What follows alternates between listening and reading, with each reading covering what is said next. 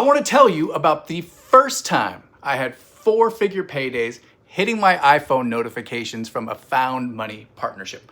The partner was a copywriter, but not just any copywriter. One of maybe 3 people in the entire direct marketing space who'd crossed the $1 billion mark in sales generated. Genuinely one of the best in the world at what he does. He'd never heard of me.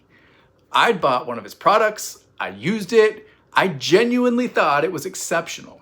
So one day I sent him a DM. It wasn't a pitch, not a let's collab message. It was not a I have a marketing service that could help you. Just a message from a human being who was genuinely curious about his work. Someone who cared about his product, who had real questions about it, and happened to mention that I thought I might have a way for him to sell more of it. He replied the very same day, so I suggested a call. He agreed, and we've run multiple deals since then together, with more likely ahead. It was crazy. So I'm telling you that story not to impress you. I'm telling you because I want to destroy something you might be believing right now.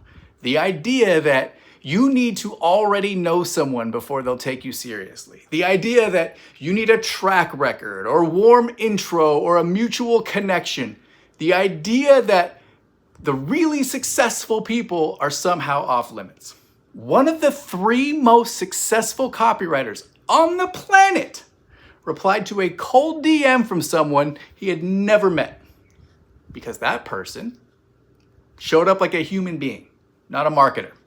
And that's the lesson. And that's what this video is about. So before we get into where to find partner businesses and how to approach them, I need you to make one mental shift because without it, you'll look at the right person and show up the wrong way.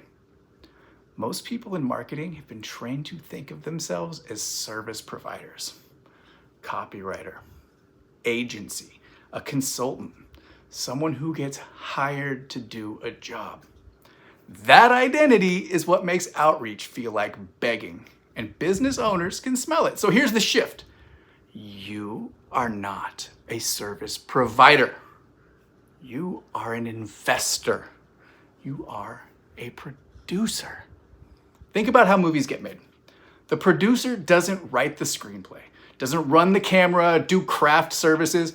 The producer spots a great opportunity, assembles what's needed to bring that to life, and then takes a percentage of everything the movie ever makes. Not a day rate, a cut of the upside. So when I sent that DM to the $1 billion copywriter, I wasn't approaching him as someone who needed work. I was approaching him as someone who spotted an opportunity in his world and was genuinely curious whether he'd want to explore it together. That is a completely different energy. And people at his level who get pitched friggin' constantly can feel that difference immediately. You don't need a track record to bring someone an opportunity they didn't know they had. You need to be the kind of person who sees it and shows up like a partner and not a vendor. So now, how do you know who to approach? What makes the right partner business? There are 5 things. All 5, not 4 out of 5, because the best partnerships should feel like cheating. And if something feels like it needs fixing before it's ready, that's not the one. We are win-mores, not saviors. We are win-mores, not saviors. We are? That's right. First, you need a proven high-ticket offer. Not new, not in testing, a high-ticket offer that already exists, already works, and already has paying customers behind it. You are not in the product development business. Number 2, they need to have a pool of unconverted low-ticket buyers. People who came in at the low end, right? The challenge, the book, the product, the webinar, and never made it into the high-ticket program. They already raised their hand. They already spent money. They still have the problem.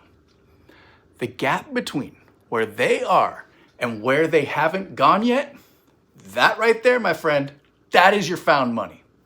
Third, they need to have a stellar reputation. testimonials that you can find, results you can verify, a business that delivers what it promises. You are going to be reaching out to their buyers on their behalf. Your name goes on that. So no fixer-uppers ever. Fourth, alignment with your values or interests. You are going to be in the weeds of this business, reading their content, understanding their audience, having real convos with their buyers. If the niche makes you cringe, your work is going to show that, right? So critically, genuine curiosity about someone's work is what made that copywriter reply to me.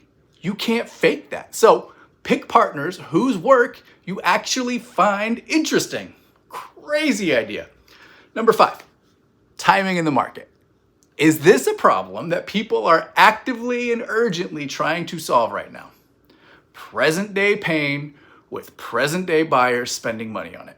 Not a market that was hot 3 years ago or 30 years ago. We're not selling newspaper ads anymore, right? So let me come back to the copywriter story for a second because there's something in it I don't want you to miss. The reason that DM worked wasn't the words. It was the mindset behind the words. I'd actually bought his product, actually used it. I had genuine questions, genuine curiosity about what he'd built. And that came through because it was real. It wasn't a compliment designed to open a door. It was a human being talking to another human being about something they both cared about. People who are very successful, who get pitched constantly, who've seen every angle, who can smell a setup from a mile away, they respond to genuine human interest because it's rare. Most outreach that they receive is like a pitch disguised as giving a shit. A compliment that's really a foot in the door. A question that's really a setup for a sales conversation. When someone shows up with actual curiosity, who really wants to know about their work, their product, their thinking, it stands out like nothing else does. The most powerful thing that you can bring to a first conversation is genuine interest in what someone has built. Not a pitch, not a strategy, actual curiosity about their work and their world. That's what gets a billion-dollar copywriter to reply same day. And it's what gets anyone to reply. So here's the thing about finding partner businesses. Once you have the criteria and the mindset, they're friggin' everywhere. Your warm network is the easiest starting point, right? Former clients, former employers, people in programs you've been a part of, scroll your contacts right now. And there are probably 3 to 5 people in there who meet the criteria. Proven people with a reputation, but don't stop there. Your email inbox is also full of them. Every list you're on for a product you've bought, that's a potential partner. Every person running a challenge or a webinar at the low end of their funnel, potential partner. If someone is spending money on ads to drive a $27 offer, they almost certainly have a high ticket back end. That ad is a signal. Your social feeds, books you've read, podcasts you follow, communities that you're a part of, the person you bought a course from 2 years ago and never reached back out to. And then there's cold. Yes, cold. Absolutely on the table. The billion-dollar copywriter was not in my warm network. He was someone whose work I respected, whose product I bought, and who I approached like a human being with real curiosity. The warm network, that's easy mode. Cold's available to anyone willing to show up the right way. All right, one last thing before I get out of here, and this matters. At this stage, your only goal is a conversation, not a signed deal, not a percentage agreed, not a test launch, just a conversation. 15 to 30 minutes where you can listen to their world, confirm the criteria we laid out are real, and see if the opportunity is actually there. That's it.